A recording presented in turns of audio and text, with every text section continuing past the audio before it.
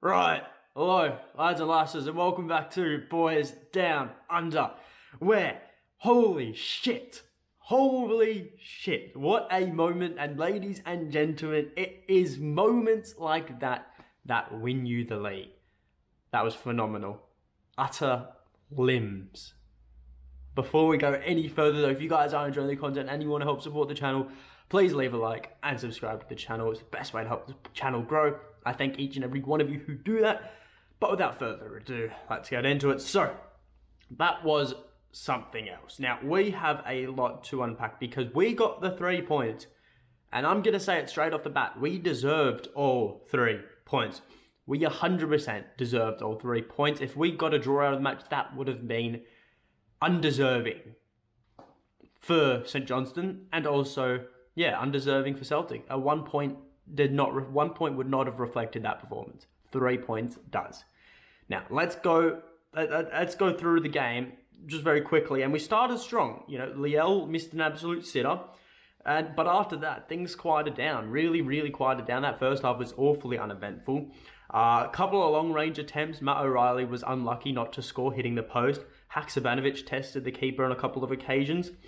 But St Johnstone had a 5-back, and the 5-back contained Celtic. But we got the breakthrough, and that's all that mattered. We got the breakthrough no matter how it came. Haksabanovic trying to put a low-driven cross in after an absolutely devastating pass from Reo Hatate. That pass was absolutely incredible to find Haksabanovic.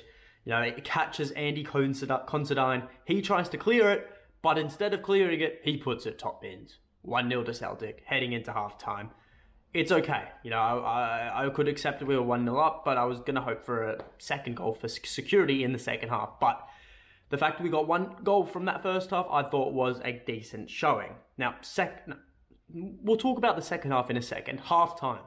Dyson Maida is brought on for Jota. And I'm going to talk about that later because really the conspiracy theory is becoming more of a genuine theory for me, at least. Anyways, second half, we were sluggish. Celtic are denied 1 clear goal, which was wrongly called offside, and denied another goal for a rightful offside. And the stupid git of a linesman, seriously, he is the most punchable face of a linesman ever. And how he could clearly see both those were definite offsides, but not see the fact that there was a clear and obvious handball near the end of the match. And even in the first half, he could apparently not see that the Saints attacker dived. He dived, and it got Stephen Walsh a yellow card. I've seen a few comments going out there saying he's the long-lost member of Little Britain. And while I will not, deny or agree with those comments, we all know where I stand on the matter. And stupid git of a linesman. Well, I'm going to reiterate it. Most punchable face. He just wanted to get his face on the TV. Boils my blood. He got what was coming to him, though. Trying everything to stop Celtic win. We still get the 3 points. Have that. Anyways, we make some changes around the 75th minute. Forrest comes on, so does Moy, Abildgaard, and James McCarthy, and we crumble. We could not handle the change in personnel, and it sets up a final 15 minutes where Celtic were completely on the back foot, and you thought we were playing against RB Leipzig instead of St Johnstone. Then, 5 minutes gets added on of injury time. My dad questions it. He's furious why 5 minutes is added on. And, well, if it is a ploy by the officials, well, they got what they wanted. St Johnstone found the equaliser, fair play. But what the officials did not see coming was the fact that 5 minutes was 1 minute too much, and Celtic found the winner. Absolutely ridiculous. The 5 minutes of Georgios Giakoumakis to win the match, send us home with 3 points. The fans were in utter limbs. Yeah, there's a photo going around of Tony Ralston screaming with the fans. He's screaming with another fan face to face, maybe a centimetre apart. Every single player's in the stands with the fans. Absolute limbs. I didn't know, I was in shock. I was still so pissed off from conceding that when that went in, my jaw just dropped. My jaw just dropped. I was in utter disbelief. The most Celtic thing ever was to do that. And we secured all 3 points, and that was the game. 2-1, 3 points. Crucial 3 points at that. So let's look at what we can take away from the game. Now, firstly, I'm going to get rid of the bad because I want to end on a good. So let's do the bad. Now, I raised this conspiracy the other day, but does Dyson Maeda seriously have a clause in his contract that he has to play at least half of every game? Because I am genuinely convinced he does. Because no manager would bring him on in the form he is in. Sure, he presses out well when he works hard, but on the ball, he is a pure liability. There was this one moment, a very clear moment, I think a lot of people will remember. Near the end of the game, he was cornered into our defensive corner flag. He tried looking for an option, didn't really look too hard. He was just moving backwards really sluggishly. Passes it into the box, hoping someone's there. It goes straight to a St Johnstone player, waiting in the box, in our box. They nearly score from it. It was ridiculous from Dyson, seriously. He's not at the level we need him right now. I don't know what's happened to him, but it's just not good. And I swear to God, if Dyson Maeda starts against RB Leipzig, I will throw a fit. And if Dyson Maeda is brought on into the game at half-time and we are level, or we are chasing a goal to win them, to get back to level, I will be furious. He's not your game changer. He doesn't come on to change the game. If he starts or if he comes on in a time where we need goals, I will be absolutely livid. But this isn't just a Dyson Maeda hate speech, okay? Because other players were poor too. Notably, Leo Labada. You know, he squandered 3 golden chances for Celtic. You know, you can't ignore the fact that he was the main culprit today of our lack of putting the game away before St Johnstone could have found that equaliser.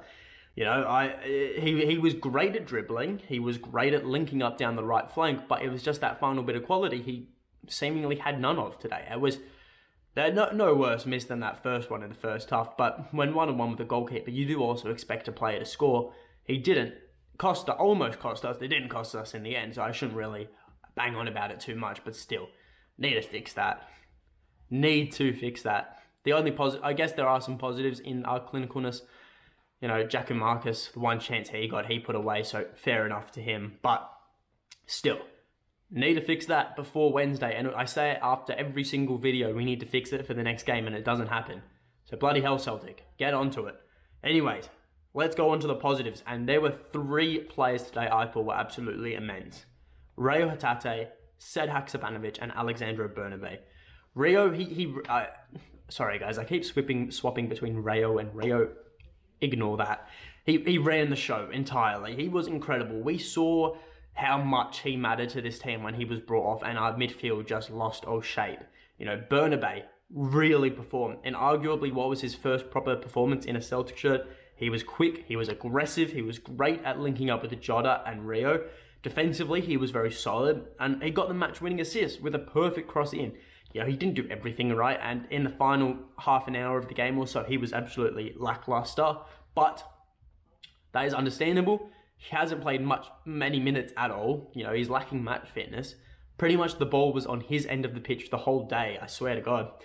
And it was a top performance from the Argentine. He didn't stop. That's the main thing. He never stopped, and he got that match-winning assist. He had the energy to do it. So, plaudits to him. And Sed Haksabanovic. He came in as a winger, but you know, he was electric in the middle of the park. He's got incredible acceleration on the ball. And what's more, he is strong too. You know, we've got quick players in the squad. Kyogo, Dyson, Liel. But none of those players are strong on the ball. Sed Haksabanovic brings a different dynamic. And he has a fight and spirit to him that is just so competitive. If Celtic want to unlock Leipzig's defence, I'd be looking at Sed Haksabanovic.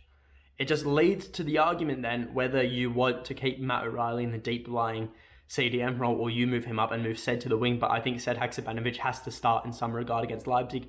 He has the X factor. He hasn't got the skills like Jota, but he has strength. And that's very key. Strength and a turn of pace can really cause a lot of problems for these European defences. So regardless, those 3 were absolutely sublime. I thought especially Bernabe and Sed, as you can probably tell from the way I'm speaking about them.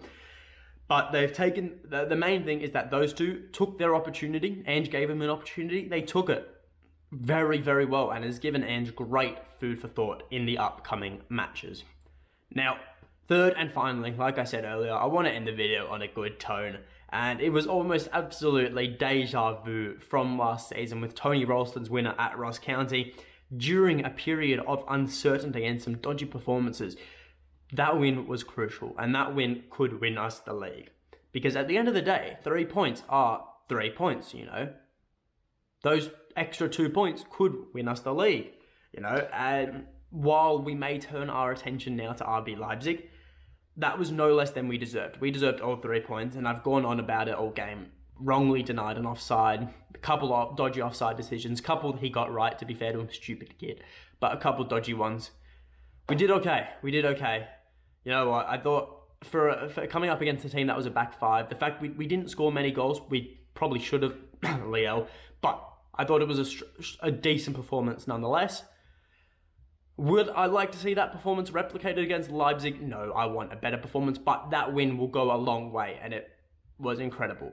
Thank you, Celtic, for winning that. I still hate you for putting my blood pressure through the roof, but thank you for the 3 points. And thank you for George's Giakoumakis. But that is all from me. So my man of the match was Rio Hatate. I thought he was superb. Leave yours in the comments below. Like, subscribe, and until next time, hail, hail.